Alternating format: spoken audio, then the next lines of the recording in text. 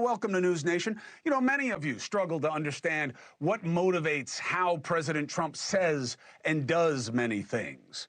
Well, there are few, if any, who can explain what motivates Donald John Trump more or better than Steve Bannon.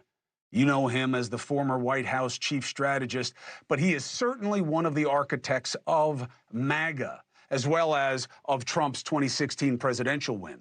You know, he was in limbo for a bit, right? You may remember after calling a meeting that Trump's son and advisors had with Russians as potentially treasonous, but he's too valuable to stay estranged. You know, this guy's got some past. He was in the Navy.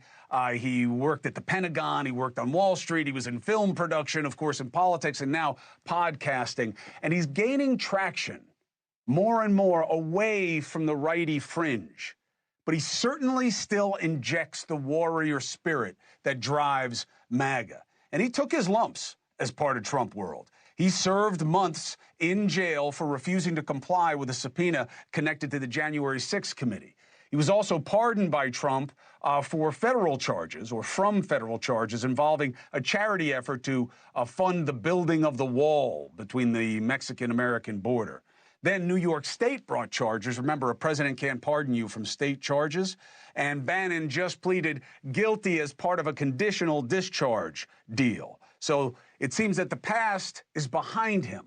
So I want to talk about our present and our potential future, how he can explain what we're seeing in the administration and what his role might be. Because this is the guy behind much of the aggressive messaging. America being at war, the Democrats being the enemy, the media the enemy of the people. Okay, you've heard Trump say that a lot, but Bannon coined it, okay, in terms of this iteration of usage.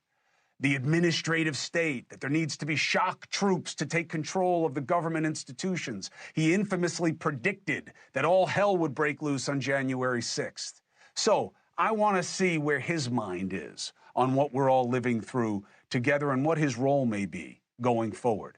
Joining me now, White House chief strategist at one time of the first Trump administration, host of Bannon's War Room, Mr. Steve Bannon. Thank you for taking the opportunity. Chris, thanks for having me on News Nation, and I appreciate you. So the only thing that you're not going to like talking about, we'll talk about first. I'm watching CPAC, and they put up a poll of potential, you know, next generation, right, post-Trump. You are second on the list after the VP as people getting the nod at CPAC to be president. A lot of people were surprised by this. My first question, you have anything to do with putting your name in that list because you have presidential ambitions? No. And President Trump, I'm a firm believer that President Trump will run and win again in 2028. So I've already endorsed President Trump. A man like this comes along once every century if we're lucky. We've got him now. He's on fire, and I'm a huge supporter. Want to see him again in 2028. And obviously, anybody who doesn't like what you say but judges it as a function of a lack of intelligence doesn't know anything about you. I don't make that mistake. You're a smart guy. You know he's term limited. How do you think he gets another term? We're working on it. I think we'll have a couple of alternatives. Let's say that. We'll see. We'll see what the definition. We'll see what the definition of term. We'll see what the definition of term limit is. All right. Well, so you're talking about litigating this issue, because I don't want people to listen to our interview and say Bannon's cooking up an insurrection. Bannon is cooking up. You know what I mean? I want people to get a straight take on where your head is. What are you suggesting? Chris, as you know, I've had greater long shots than this. When we supported President Trump after the election, I realize you don't believe the election in 2020 was stolen. We do. We fervently believe that. When President Trump went back to Mar-a-Lago on January 20th, 2021, he was the longest of long shots to return to the White House. We said that day in our podcast and doubled down, having President Trump's back, that he was coming back not just to win the primary, he would win the White House, and we had to get organized and drive that victory, and also start working on all the policies, what's called Project 2025 or the America First Policy Institute, but all those different think tanks that started putting in the policies that you're seeing today in what we call Flood the Zone or Days of Thunder, or however you want to describe it, but this is many years in the making. So we've had greater long shots than Trump 2028, and we've got a lot of stuff we're working on there. We're not prepared to talk about it publicly, but in a couple of months, I think we will be. But you are not suggesting revolution or overthrow or anything that people would condemn. Chris, we just won one of the biggest sweeping victories. We're in the middle of a 1932 type realignment if we can continue on and continue to have populist policies, populist nationalist policies. We have African American men coming to our side. We have Hispanics coming to our side. So no, we're huge believers in democracy because we know how to get votes out. We know how to get low propensity, low information voters out to support the president's policies. The anti-democratic forces, I think you're seeing them today in the courts. I mean, they're trying to obstruct a sitting president of the United States from fulfilling his executive mandate. So no, we're the big believers in democracy, and we show it because we won this unbelievable come from behind, not just in 2016, as you know, but in 2024 when virtually everybody ruled Trump out. There's no question about that. And in 2024, people did not see him making the kind of comeback that he did. And that is certainly a historical comeback, no question. But I just wanted to make it clear for people so that they can't paint you as, suggesting revolution. Your analogy is to 32 and how FDR extended it. The Constitution probably gets in the way. But I firmly believe in the revolution you're seeing going on now, the revolution of common sense to deconstruct the administrative state. You're seeing that battle and that combat politically and legally in federal courts every second, every day. And if your audience, I know they love you, but they ought to start paying attention to also this greater arc of this massive fight that's going on for the direction of this republic. Listen, we talk about it here all the time. So help me understand this. If you are so simpatico with what's going on, how did you allow Elon Musk to become the right-hand man of President Trump and arguably cause him a lot of agita in effectuating DOGE, which is something that should have like 100% acceptance by the American people? Who's against waste, fraud, and abuse? So how did that happen? Who's against waste, fraud, and abuse is the administrative state and its rogue element, the deep state. Look, Elon and he and I have huge, almost unbridgeable differences on so many things like transhumanism and technology and visas and immigration, all that. But he backed our play. He very early on in, I think, June and July of last year, backed this kind of grassroots effort to go get low propensity voters, low information voters. He put $250 million. It's never been done before. He also was kind of a supporter of this merger of the Bobby Kennedy Make America Healthy Again with MAGA that brought out all those red-pilled moms. And that was a huge effort. He's also, as you know, I'm one of the architects of the deconstruction administrative state. He came up with the DOGE, which are really shock troops into the system. It's a trauma-inducing effort into the administrative state, and all of it's not pretty. But I think it's been pretty effective to date. And I realized today in the courts he had a pretty big reversal, at least on the surface of it, a reversal. But the audience has to understand. We are running $2 trillion deficits. We basically spend $6.5 trillion. We take in about $4.5 trillion. That $2 trillion deficit goes to our debt. It has to be refinanced every year. This is what embedding inflation. We have to cut it. There's two ways you can cut it, either programmatically, which we're going to do through the appropriations process, or you go find waste, fraud, and abuse. It's never terribly pleasant, but his effort is making some progress. I hope it makes some progress, Chris, of what he said it's going to $1 trillion. I don't think we'll get there, but he's making an effort, and I think he's getting some real traction. Of course, like in Silicon Valley, they're breaking things all the time, and that's something that President Trump has given course correction, now has the department heads very much more involved, the cabinet secretaries, and so I think it's headed in the right direction, although folks got to understand you're going to have some speed bumps. Yeah, I mean, I think he's causing the speed bumps, frankly. I mean, the way to do what he's doing is send in your shock troops, as you call them, make your list, put the justifications together, present it to Congress, and then let everybody know so Congress knows that we're all aware of what they've been presented with. Instead, this is kind of like the weakness of what you guys put together to me, is that you go off half-cocked, you get the numbers wrong, he attacks Social Security, he blames it for our deficit, which makes no sense. You and I both know that's crazy talk. And that's why I ask you about why Musk is in there. You used to be a little bit more muscular against him. I feel like I'm seeing a Bannon 2.0 kind of gentler vibe. On these big issues, I've always supported what he's doing on Doge. Let me go back. This also gets back to this unitary theory of the executive that we've been, this idea we've been pushing, that President Trump is the chief executive officer of the government. He's commander-in-chief of the armed forces, also chief magistrate and chief law enforcement officer. And I realize that causes heads to blow up, like when he goes to the Justice Department on Friday. But in Elon Musk's case, the president has, and I think you're going to see coming forward, the ability to impound money. Our theory of the case is that the appropriations bill, which is law, is the ceiling, is the ceiling of what you can spend. And the president can make a unitary decision to not spend that much or to reprogram it. I understand that's going to be hotly contested in the courts and probably controversial. It would go to the Supreme Court. But so you litigate it. So you litigate it, and I'm fine with all of that. Now, here's the first thing I need you to help me understand. I don't buy the, now, full disclosure, Steve, I don't know how much you've been following me here at NewsNation. I did not like the New York cases against President Trump. I took a lot of shite for that, but that's, I sign up for that. We follow you closely, Chris, so we know your stand on that. I did not believe in the impeachments only because I thought you couldn't remove him. And to me, as a political operation, if you can't remove the guy, the idea of a matter of principle didn't wash with me. Okay, so that's where I am on it. That said, I don't get this, the judges, these are rogue judges. Steve, you got rid of DACA by going to one district court and starting litigation that wound up at the Supreme Court. Same thing with the individual mandate. Same thing with Biden's tuition relief. You use the same system that they're using right now with the Alien and Enemies Act.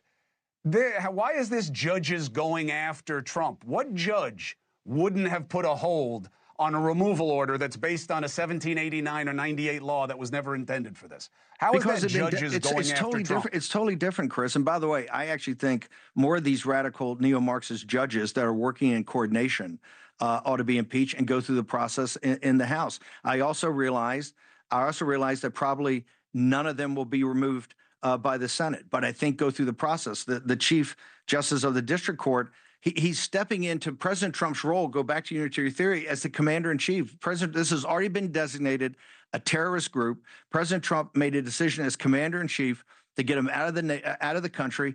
They've been part of an invasion. He sent them out, and the judge, and people ought to look at what he did. On Saturday, he called together, he held court. Then he's asking where the planes are. He's making command decisions that a military commander would make. He's totally outside his lane. And we, with Mike Davis, are leading the effort now to get on the judiciary, get on top of Jordan and the Judiciary Committee to actually start the process of impeaching this judge. I'm a big believer, Chris, that the process, trust the process, that I realize this judge will probably not be removed because of a trial in the Senate. But I think it's very important to have a process here where this judge is actually impeached. And no offense, when President Trump said that, Roberts came out and did nothing but have these judges' backs with, I think, a totally out of line comment he made today. It's going to make this fight even tougher. But here's the deal. You got to help me reconcile. I get attacking your own government. I get criticizing it. I get it as a fundamental aspect of why the founders architected the First Amendment the way they did, which was redress of government. That was their real concern. You got to be able to go after it so it's not a crown. I don't understand, though, how you square patriotism and the movement with attacking the institutions. You can litigate it, but this judge, he's not taking a command position. You're assuming that this is an invasion because that's one of the trigger mechanisms under that 1798 law. But a gang coming in here just because they're from Venezuela doesn't mean they are an arm of the government or that this is part of some type of, war act as contemplated by the law. You can argue that. I'm fine with that. But you're assuming it as a matter of fact and that this guy's some kind of traitor. And I don't get how you're a patriot and attacking the institutions gratuitously at the same time.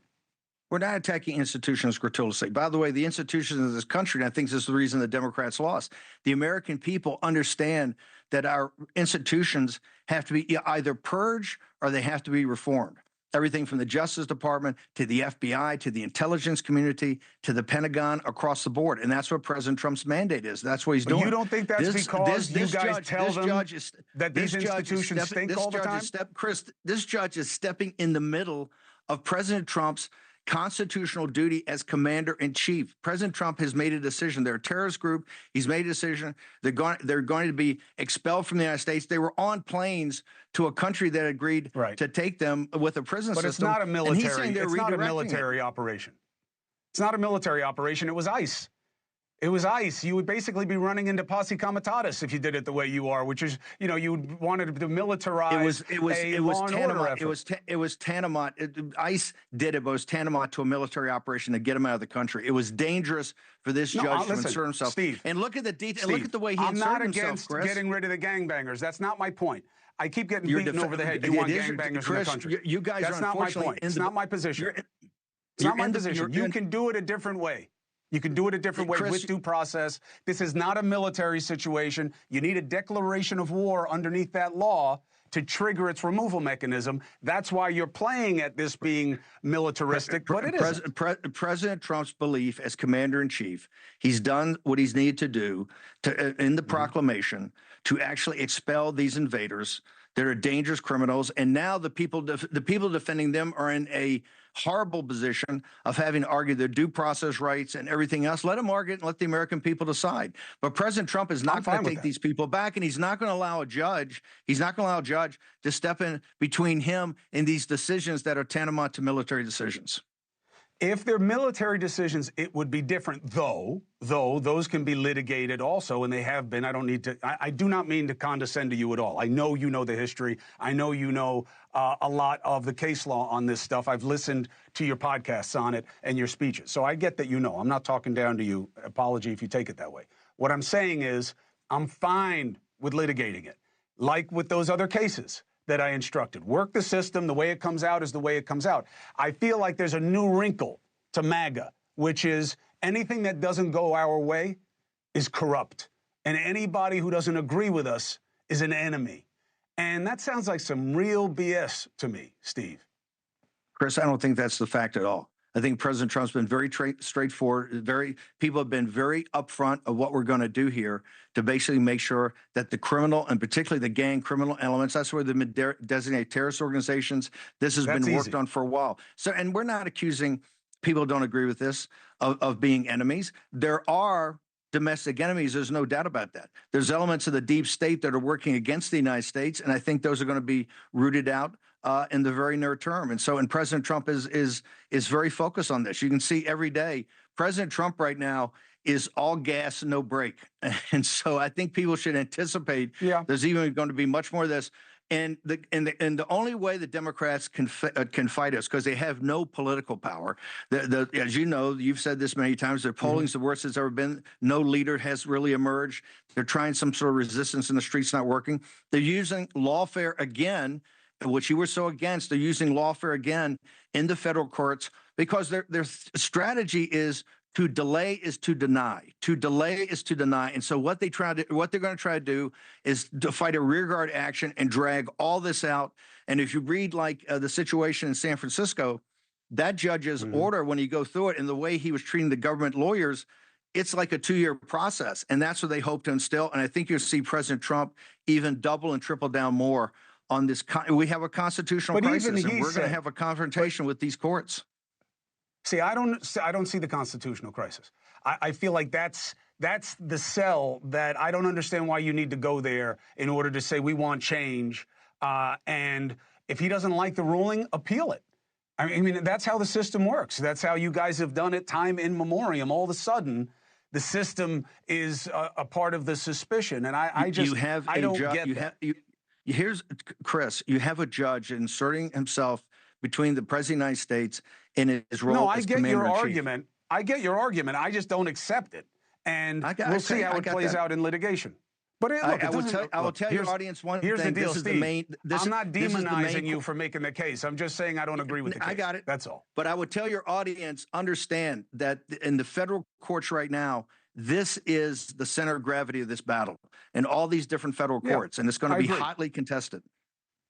I agree, but that's the way it's supposed to work. That's how we flex democracy. That's what makes us different in a good way. Let me ask you about one thing. Help me understand this. Ukraine and Russia, to me, it feels like when Trump came back into office, the script flipped, right? Everybody was yellow and blue all day long. When I got fired and I was sitting home watching the Ukraine war, I wound up going over there on my own dime to cover it and help Sean Penn do his documentary on the front. And everybody saw them as like some kind of extension of who America was when it fought against the English. Now, Trump is back. He never liked Zelensky because of that phone call, right? That led to the second impeachment or helped the second impeachment along, which again, I wasn't in favor of because I knew they wouldn't remove him. But again, and now it's like Russia, they're pretty good. And then now it seems like Russia is orchestrating the peace terms. Now, we're not going to agree to peace, but yeah, let's stop hitting the energy centers, which by all accounts, Putin is still doing, even while they're negotiating, not doing it anymore. Do you believe this is the right move for America to be as accommodative of someone that your party has never trusted until now, Putin?